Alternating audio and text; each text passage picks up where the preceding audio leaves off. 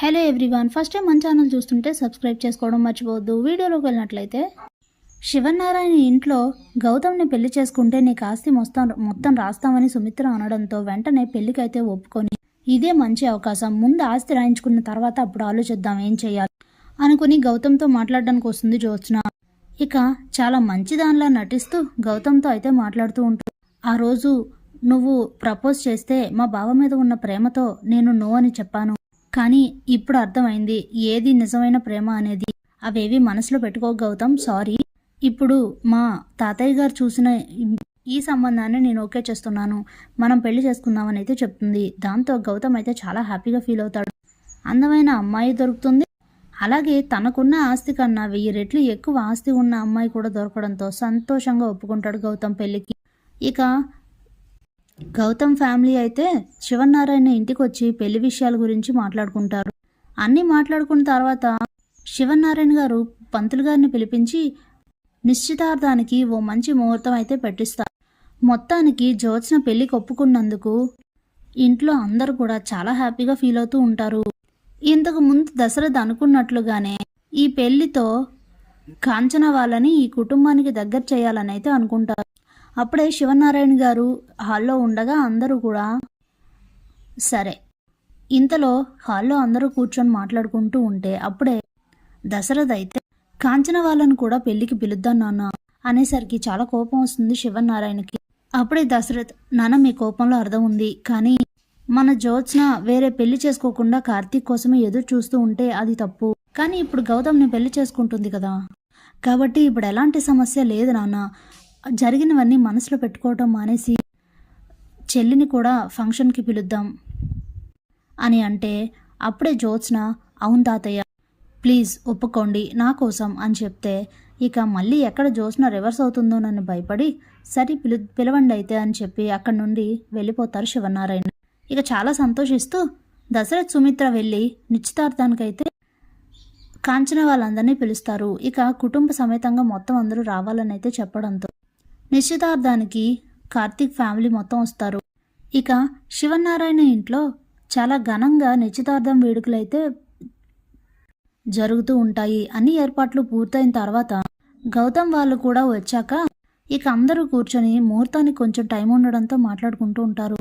ఇంతలోనే కార్తీక్ వాళ్ళు కూడా రాగానే సుమిత్ర దశరథ్ అయితే చాలా హ్యాపీగా ఫీల్ అవుతారు వీళ్ళు వచ్చినందుకు.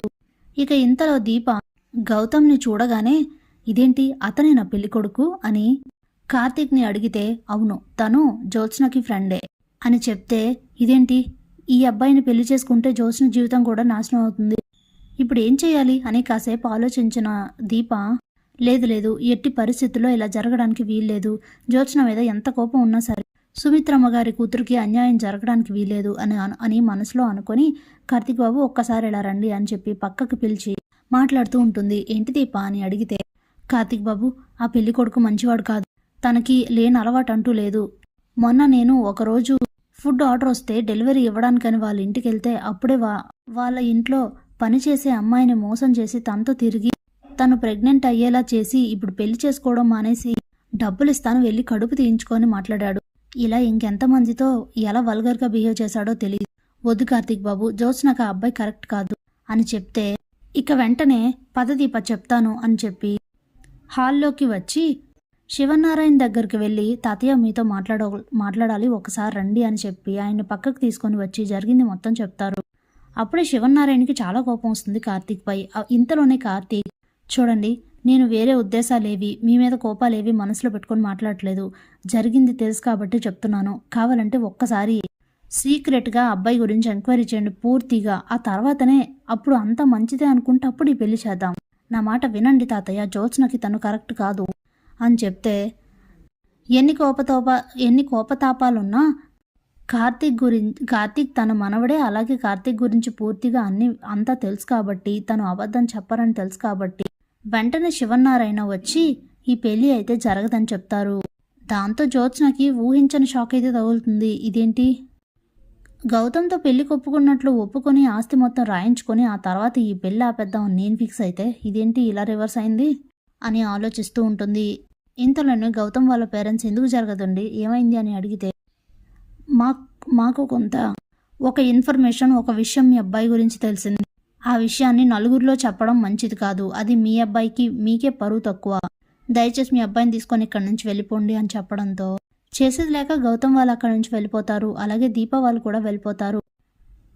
ఆ తర్వాత జరిగింది ఇది అని శివనారాయణ ఇంట్లో అందరికీ చెప్పగానే, ఏది ఏమైనా నాకైతే ఇలాంటి షాక్ తగులుతుందని అస్సలు ఊహించలేదు. ఆస్తి మొత్తం రాయించుకుందాం అనుకుంటే ప్లాన్ ఫెయిల్ అయింది అనుకుని పిచ్చ డిసప్పాయింట్ అవుతుంది జ్యోత్స్న. Thanks for watching.